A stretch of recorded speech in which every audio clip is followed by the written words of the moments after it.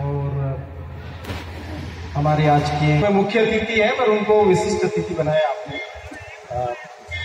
उप जिला कलेक्टर माननीय सुरेश कुमार जी मेघवाल साहब, और भी इलाकों से जो लोग यहाँ आए हैं, देसूरी की कार्यकारिणी के पदाधिकारीगण, हमारे 24 गांव 5 बैठकों के कुमाराम जी, भाई नारायण जी, और अभी तो नाम लूंगा तो बहुत लोग हैं यहाँ पे, तो मैं नाम लेना तो अभी नहीं उचित समझता। तो सबसे पहले तो बधाई बुराट मेघवाल बलाई समाज के संगठन को कि आपने 84 गांव के समाज के तमाम लोगों को एकजुट करने का जो काम किया, ये बहुत ही अच्छा काम आपने किया। अच्छा लग रहा है कि पहली बार मंच सारे हमारी बहनें बेटियां भी कुर्सी पर बैठी हुई हैं और आप सब लोग कुर्सी पर बैठे हुए हैं, लेकिन मंच पे एक भी बहन बेटी का नहीं होना, ये केवल पुरुषों का मंच जैसा है। कोशिश करिए अगली बार आधी महिलाएं मंच पे बैठें, तब हम मानेंगे कि बुराट में हमारा समाज जो है उसने वो ऊंचाई छू ली जिसकी जरूरत हमें महसूस। बहुत अच्छी संख्या में युवा लोग आए हैं, बुजुर्ग लोग आए हैं, हमारे साधु संत भी आए हैं, पढ़े लिखे लोग भी आए हैं। ये बहुत अच्छी बात है, क्योंकि सबका समन्वय करके हमें समाज को आगे बढ़ाना। नहीं तो होता यह है कि या तो पढ़े लिखे लोग एक दिशा में चलते रहते हैं, और वो इकट्ठा होते हैं तो वो इकट्ठा होकर केवल यही बात करते हैं कि जब तक समाज में जो पंच पटेल हैं वो रहेंगे तब तक समाज का सुधार नहीं होगा, ऐसी बात करते हैं पढ़े लिखे लोग। और पंच पटेल इकट्ठा होते हैं तो कहते हैं कि ये पढ़े लिखे जितने भी लोग हैं, जिनके माथे मोड़े माथे वाले हैं, ये समाज का भला ही नहीं होने देते हैं। लेकिन ऐसा नहीं है, हमें समाज में सब तरह के लोगों की जरूरत है।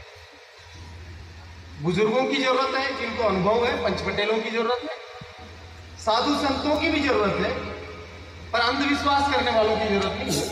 अच्छे साधु संतों की भी जरूरत है जो समाज में शिक्षा की बात करते हो, समाज को आगे बढ़ाने की बात करते हो। हमारे अधिकारी कर्मचारियों की भी जरूरत है। मैं अभी मंच पे बैठा तो पीछे से आवाज आ रही थी कि लोग पांव बहुत खींचते हैं, टांग बहुत खींचते हैं, और अक्सर पढ़े लिखे कर्मचारियों की, अधिकारियों की ये शिकायत रहती है कि हम पढ़ लिख गए, नौकरी में चले गए तो बाकी सब लोग हमसे जलते हैं। तो ये जलन भी कम होनी चाहिए। कोई पढ़ लिख करके ऊपर गया है इसका मतलब मेहनत करिए। ऐसा नहीं है कि वो किसी का हक खा गया और हक मार करके ऊपर बढ़ा है। सब मेहनत करके आगे बढ़ते हैं। तो हम अगर अपने ही लोगों का सम्मान नहीं करेंगे तो दूसरे लोग कैसे सम्मान करेंगे? तो उनका भी सम्मान हो। और जो नेता बनते हैं विभिन्न राजनीतिक दलों में, उनको भी मान सम्मान हो। ऐसा नहीं माने कि भाई इनको कोई काम ही नहीं है इसलिए नेता बन गए हैं, तो ऐसा नहीं है। राजनीति में भी लोगों को जाने की बहुत जरूरत है, क्योंकि आपके लोग अगर राजनीति में नहीं होंगे तो फिर राजनीति में कौन निर्णय करेगा? और अभी मेघवाल साहब ने अपने उद्बोधन में कहा भी कि लोकतंत्र में माथे गिने जाते हैं, आपका जो सिर है वो गिने जाते हैं, मतलब संख्या गिनी जाती है। अगर संख्या है और एकजुटता है तो लोग आपको मानेंगे, नहीं तो कोई नहीं मानता। आप कितने ही होंगे, 84 गांवों में जितनी भी संख्या है, हजारों की तादाद तो होगी ही ना। अगर हजारों लोग इस क्षेत्र में हमारे हैं, उसके बावजूद अगर यहाँ की विधानसभा के विधायक का निर्णय आप लोग नहीं करते हैं, या और भी जहां हम हैं और हम अपना निर्णय नहीं करते हैं, प्रभावित नहीं करते हैं निर्णयों को, तो फिर हमारी इतनी संख्या होने का कोई मतलब नहीं। तो राजनीतिक रूप से भी एकजुट होना हम सबके लिए बहुत जरूरी है। तो राजनीतिक चेतना भी हो, राजनीतिक कार्यकर्ता भी हो, राजनीतिक नेता भी हो समाज में, और सबका सम्मान करिए। हो सकता है किसी और पार्टी में हो, आपको पसंद आए ना आए, उससे कोई फर्क नहीं पड़ता है। अलग अलग विचारधाराएं रहती है, लोकतंत्र में सब लोग एक साथ बैठते हैं। अन्य समाजों से ये प्रेरणा हमें लेनी चाहिए कि वो सब लोग अंदर से एक रहते हैं। हमारे लोग अंदर से भी टूटते रहते हैं, बाहर से भी टूटते रहते हैं। ये ठीक नहीं है। हमें एक दूसरे को ताकत देनी चाहिए कि सब लोग आगे बढ़े और समाज के पक्ष में काम करते हैं। आज जो 207 प्रतिभाएं सम्मानित हो रही है, मैं उनको भी बधाई देना चाहता हूं, क्योंकि अभी बच्चे लोग तो बोर हो गए हैं। इनको लग रहा है कि भाई जल्दी से प्रमाण पत्र दे रहे हो तो घर जाओ, इनका भाषण सुनना पड़ रहा है जबरदस्ती। तो पर आप सब लोग जो मेहनत कर रहे हैं अभी, और मेहनत करके चाहे वो प्रमोट हो गए हो, कोई दिक्कत वाली बात नहीं। देवेंद्र जी कह रहे थे कि भाई आप तो बिना मेहनत के प्रमोट हो गए। अभी ये गलती तो बच्चों की नहीं है ना। कोरोना आ गया तो बच्चे तो कोरोना को नहीं बुलाया कि भाई आप कोरोना ले आओ जो हम बिना पढ़े ही आगे बढ़ जाए। अब कोविड आ गया तो आ गया, सभी प्रमोट हो गए तो बच्चे भी प्रमोट हो गए, उससे कोई मतलब नहीं है। फिर भी आप सब लोग आगे बढ़े, आपने अच्छे अंक प्राप्त किए और ये आपने अपनी प्रतिभा को स्थापित किया, ये बहुत अच्छी बात है। और जैसा साहब ने कहा भी कि आज आप भले ही सामने की कुर्सी पे बैठे हुए हैं, लेकिन लक्ष्य आपको ये रखना है कि ये जो मंच है इस पे भी बैठे, और न केवल ये मंच बल्कि दुनिया की तमाम कुर्सियां वो सब आपके लिए खाली। चाहे जिस जगह पर आप बैठना चाहें और आप मन बना लें कि हमें ये बनना है, कोई नहीं रोक सकता है। जो लोग आईएएस बनते हैं, आईपीएस बनते हैं, या डॉक्टर बनते हैं, इंजीनियर बनते हैं, लेखक बनते हैं, पत्रकार बनते हैं, मंत्री बनते हैं, प्रधानमंत्री बनते हैं, वो भी हम जैसे ही लोग होते हैं। उनमें एक्स्ट्रा कुछ नहीं है। ऐसा नहीं कि उनको कोई खास तरह की कोई अलग कैप्सूल देकर के बड़ा किया जाता है, ऐसा नहीं है। वो हमारे ही तरह के लोग हैं, बस उन्होंने लक्ष्य पर निर्धारित कर लिया अपने आप। बाबा साहब अम्बेडकर का फोटो लगा हुआ है, हम उनको इतना मानते हैं, परम श्रद्धेय मानते हैं। बाबा साहब बनने के लिए कितनी मेहनत लगती है। डॉक्टर अम्बेडकर 18 घंटे तक पढ़ते थे, पूरा दिन लाइब्रेरी में बिताते थे। उनके लाइब्रेरी जो छोड़ के गए वो बाद में, उसमें हजारों किताबें थी और पूरी दुनिया में पढ़ा उन्होंने। और वो ऐसे समय में पढ़ा जब पढ़ने की इजाजत नहीं थी, अपना बैठने का घर से ले जाना पड़ता था, घर से पानी पी के जाते थे और वापस घर पे पानी पीते थे, छुआछूत होती थी। बहुत मुश्किल से उनको पढ़ने को मिला, उसके बावजूद उन्होंने इतना पढ़ा, और न केवल भारत में पढ़ा बल्कि विदेश में जाकर के पढ़ा। कोलंबिया यूनिवर्सिटी, जिसका नाम भी नहीं सुना होगा हम सब बहुत लोगों ने, वहां जाके पढ़ा और उससे भी उनकी ज्ञान की भूख शांत नहीं हुई, तो फिर लंदन में जाके पढ़ा और वहां रहते हुए फिर और गए, जर्मनी गए, वहां पढ़ा, कानून पढ़ा, अर्थशास्त्र पढ़ा, समाजशास्त्र पढ़ा। और ये सब पढ़ करके जब वो भारत आए तो वो चाहते तो बड़ी से बड़ी नौकरी करते।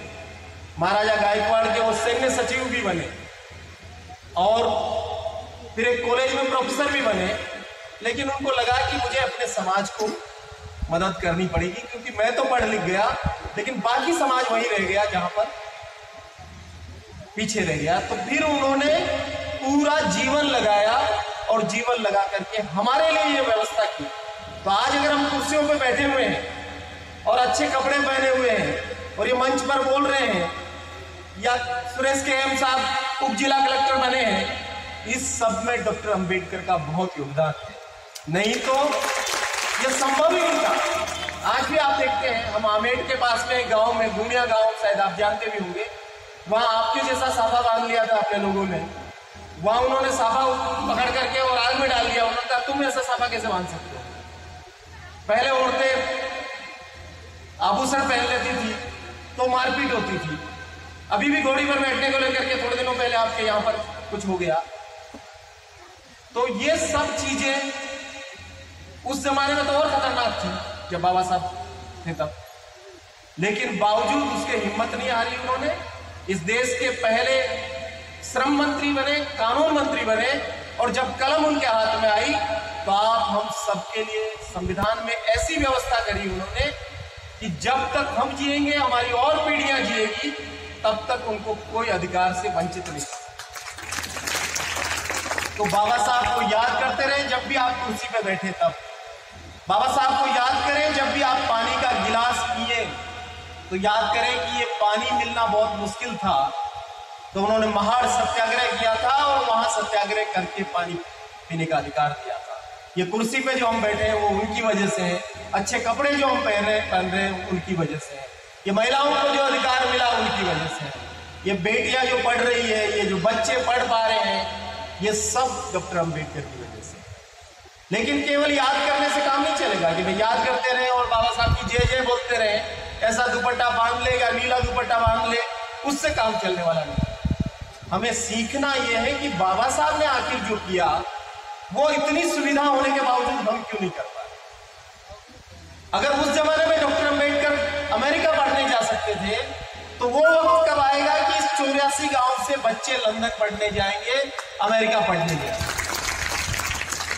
तो आप जितने भी बच्चे बैठे हैं, मन में ये सोचें कि एक दिन हमको एसडीएम बनना है, कलेक्टर बनना है, डॉक्टर बनना है, अमेरिका जाके पढ़ना है, लंदन जाके पढ़ना है, हवाई जहाज में बैठ करके जाना है। ये मन में जब आप सोचेंगे, तब आपकी प्रतिभा का असली मतलब आएगा। नहीं तो अभी तो आप अंक प्राप्त कर रहे हैं 90, 95, 80 या 100%, लेकिन अगर यही आपकी प्रतिभा रह जाएगी तो उससे काम चलेगा। बाबा साहब ने उस जमाने में सब लोगों को कहा था कि गांव छोड़ करके शहर में आके बसो, लेकिन अब जमाना यह आ गया कि शहर से आगे बढ़ो, महानगरों में जाओ और महानगरों से भी आगे बढ़ करके देश विदेश में जाओ और दूसरी भाषाएं सीखो, जापान जाओ, अमेरिका जाओ, जर्मनी जाओ, फ्रांस जाओ। और अभी जा रहे हैं बहुत बच्चे। अभी भारत सरकार 1 करोड़ रुपए तक का स्कॉलरशिप देती है अब्रॉड में पढ़ने जाने के लिए। राजस्थान की सरकार ने अभी शुरुआत करी, अंबेडकर पीठ, मदन गोपाल मेघवाल जी जिसके डायरेक्टर जनरल हैं, उनकी पीठ 25 लाख रुपए देती है बाहर पढ़ने जाने के लिए। लेकिन उस सब के लिए हमको तैयार होना पड़ेगा। हम तैयार होंगे तब ये सारी चीजें मिलेगी, नहीं तो सरकारें स्कीम बनाती रहेगी और स्कीम बनती रहेगी। इतनी स्कीमें आती है लेकिन उनका लाभ उठाने के लिए हमारे लोग तैयार नहीं है। जब तक हम तैयार नहीं होंगे तब तक सरकारें आएगी जाएगी, सब चीजें चलती रहेंगी। तो मेरा आप सारे प्रतिभाओं से निवेदन ये है कि आप बड़ा लक्ष्य बना करके आगे बढ़े और इस 84 गांव के हर गांव का नाम रोशन करें, तभी जाकर के समाज का और तमाम चीजों का भी नाम रोशन होगा। कई लोगों को लगता है कि शायद पढ़ लेने मात्र से ही शिक्षित बनो का मामला हो गया, लेकिन साक्षर बनना ही काम नहीं चलेगा। शिक्षित बनो का मतलब और बड़ी शिक्षा में जाने की जरूरत है, क्योंकि कंपटीशन बहुत हो गया है। हमारे पिताजी की उम्र में जो लोग थे उनके यहाँ 5वीं 10वीं 8वीं पढ़ा हुआ व्यक्ति को भी ढूंढ के लोग नौकरी देते थे। आज हालत यह है कि आप पीएचडी करके भी बैठे रहे तो आपको नौकरी मिलना मुश्किल है। तो बहुत मेहनत के साथ आपको आगे जाना पड़ेगा, तब जाकर के ये सारी चीजें समाज के ऊपर है। जो बड़े बुजुर्ग बैठे हैं, मेरा उनसे भी निवेदन है, क्योंकि अभी भी हम बहुत सारा पैसा ऐसी चीजों में खर्च करते हैं जो कम करने की जरूरत है। क्योंकि जितनी भी प्रथाएं चल रही है वो आप कितना ही किसी को जिमाओ, 5 टाइम जिमा दो तो भी कुछ कह देगा नमक कम था या मिर्ची कम थी या दाल